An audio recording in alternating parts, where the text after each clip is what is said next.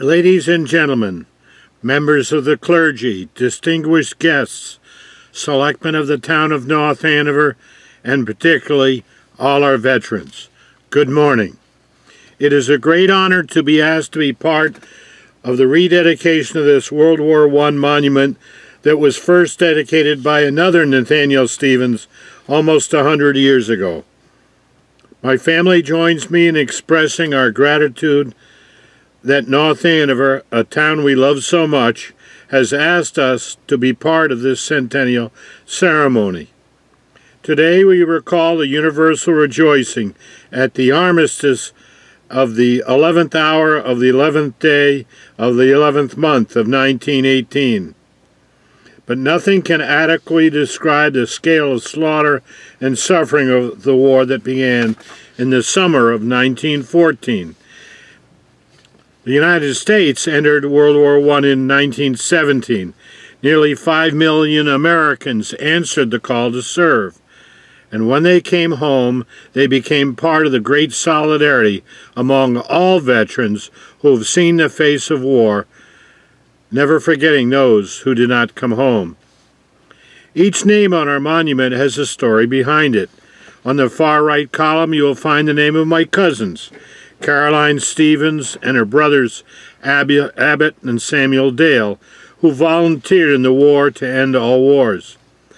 Caroline served in Toul, France, in a hospital very close to the front. Toul was an ancient city with a great medieval cathedral. By 1918, Toul was a medical hub for the U.S. Army, with evacuation hospitals and base hospitals, with neurological, gas, and contagious disease units. It was also the home of 45 units of the Army Air Service, and an area from which 2 large offensives were launched during the last 8 weeks of the war. Caroline was immersed in frontline casualties, both civilian and military.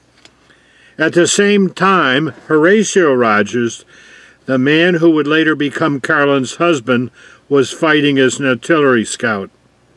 Young Horatio Rogers managed to keep a small red leather vest pocket diary, a gift from his father, full of cryptic scribbles about his daily life at the front. These scribbled notes became the source of his book called The Diary of an Artillery Scout that was published nearly 60 years after he came home. On the flyleaf of the diary is written, Horatio Rogers, Corporal, Battery A, 101st Regiment, Field Artillery, 26th Division, 51st Brigade, American Expeditionary Force. The 26th was the famous Yankee Division. He also wrote, at the back are 10 pages full of irregular words, spotted with rain, written on horseback, in shell holes, dugouts, and haylofts, on troop trains, camions, and ships. These are the landmarks for what follows. What follows is a faithful, nearly day-by-day account of one corporal's war. The guns, the trenches, the marches, the rain, the mud, the lice called cooties, and the rats. For each chapter heading this book, Rogers reproduces his scribbled phrases.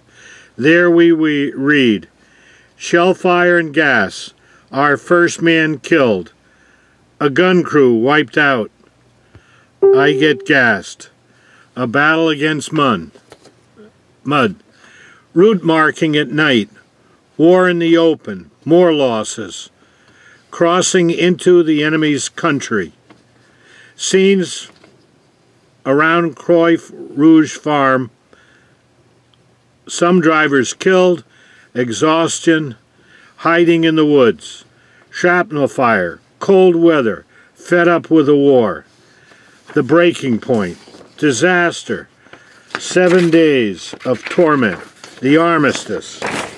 Finally, the armistice. In an entry for November 1918, Horatio says, I walked over to battalion headquarters where I found that the attack was called off. On my way back, I yelled the good news as soon as I came in sight of the men in the gun pits. The cannoneers swarmed out and danced around, yelling with joy. On November 11th, Ritchie was at the switchboard when a call came through from battalion to suspend fire at 10:59 as an armistice was to go into effect at 11 a.m. At 11, all sounds of firing stopped. A few minutes later, we heard church bells ringing at Verdun. At last, along the front, not guns but church bells. Some months later, Horatio came home on a troop ship. With bands playing and all the whistles in Boston Harbor screaming, the Agamemnon nosed up to Commonwealth Pier and made fast.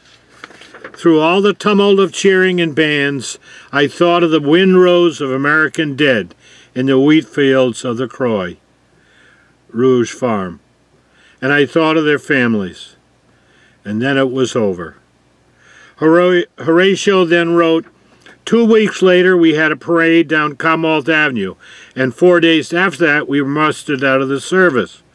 I turned away from the adjutant's office with my discharge papers in my hand and found my father standing in the road behind me.